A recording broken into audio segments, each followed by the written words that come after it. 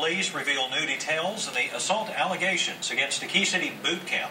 APD held a news conference and explained certain instances that took place. So far, APD says there are 5 victims and 3 suspects in this case.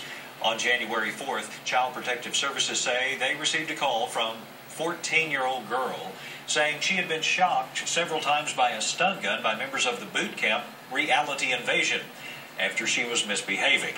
In an unrelated incident, a 12-year-old and a 4-year-old were also said to be shocked by a stun gun. Now, Abilene police did point out that this was not a taser, but a stun gun. Taser is a brand of the stun gun. APD says the stun gun the boot camp was using delivers 1.2 million volts compared to APD stun gun, which delivers only 50,000 volts. But the boot camp says their stun gun was not working at full capacity. This is what Chief Stan Standridge had to say earlier today. A more recent incident occurred in which the suspects were asked to come to the children's home because the children were not doing their chores. They allegedly went into the oldest child's room and, quote, tossed her room, meaning they messed up the room intentionally and then directed her to clean it up immediately. Believing she was not moving fast enough, they tossed the room again. The child became upset, at which point the suspects asked the mother for permission to shock the child. Permission was granted. The investigations has been sent to the district attorney's office for their review. You know, Randy, afterward we had a Q&A time with police at the news conference today, and I asked about some of the concerns that parents have communicated to me. Questions like, could there be repercussions for us for having signed this letter because it, they agreed to allowing them to use a taser according to that letter.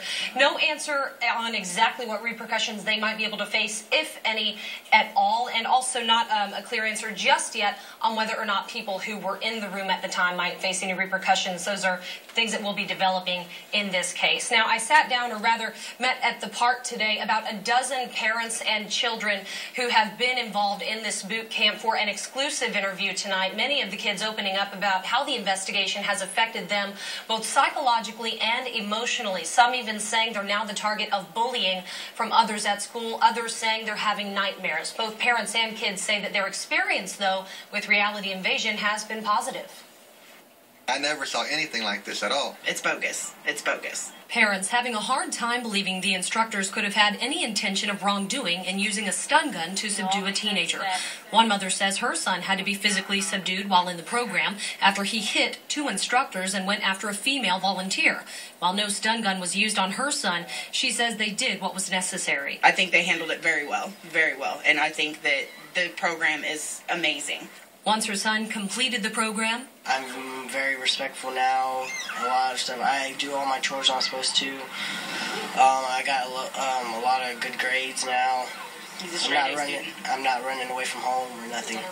With news of their beloved instructors possibly being in trouble to being questioned at school, it's been an exhausting week for these parents because of the toll the investigation has taken on their kids.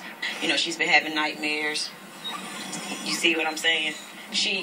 It traumatized her. Mama Jo is a volunteer battling cancer. To the kids at Reality Invasion, she's like a mother to me. She loved them. So when Rashida started dreaming that Mama Jo died in prison and that Sergeant Huntington went to jail too, it's been sad and I haven't been going to sleep because I've been so worried. Nightmares aren't all that plague some of these kids. The bullying she's getting at school now, making horrible things to her, saying that they're rapists now, and they're walking up going zzz, tasering her and stuff. Melissa and Maria want to break the misconception that all kids who go to boot camp have behavioral issues. Her kids went for the physical training to start toward their goal to someday serve their country in the military. Ambition Maria says her instructors encouraged.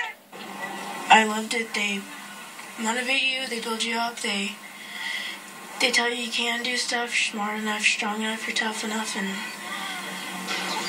that's changed her. But the distress of the case and the police questioning has caused her to question her goals. Now she doesn't feel like she's smart enough. She doesn't feel like she's tough enough. She doesn't feel like she can do it.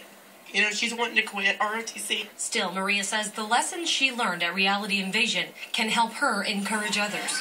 Don't let people tell you can't do something, and to stick up for what you believe in. and don't let people get the best of you. Words other kids may need to hear after the way they describe feeling after being removed from class to be questioned. It made me feel scared. It was really scary. While no parents nor kids know exactly what happened at the house call that day, all the kids I talked to today say that they do know is how the camp has affected them. Now I don't like run them out to them or backtalk them. Not fighting with my sisters anymore. They taught me discipline. They taught me 2 wrongs don't make a right. And their parents and teachers agree. What have you done? There's such a world of difference in it. Teachers at the school that she attends have actually noticed that there's a great improvement in her attitude. He's became a student leader. His attitude towards school, his home life, everything has changed. This program has been a blessing, not just for her, for me and my husband. They're just trying to help us. They're trying to help for a better community. That's all they're doing. Now, throughout this investigation, a number of parents say that police and CPS questioned their kids at school and have asked about what rights their kids have in those situations. I sat down with attorney Kristen Postel earlier this evening to get some answers.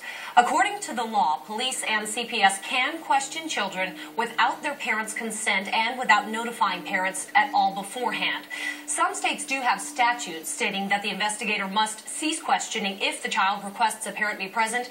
That is not the case in Texas. That is not the case in Texas. Now, kids can request to be represented by an attorney. In that case, the investigator must cease questioning. And as with adults, kids have their Fifth Amendment right to remain silent, but Postel says they often don't realize that until it's too late. Kids are more easily manipulated in those kind of situations to feel like they don't have a choice. So it has to be something that you make very clear to your child that they do have a choice and they don't ever have to talk to police.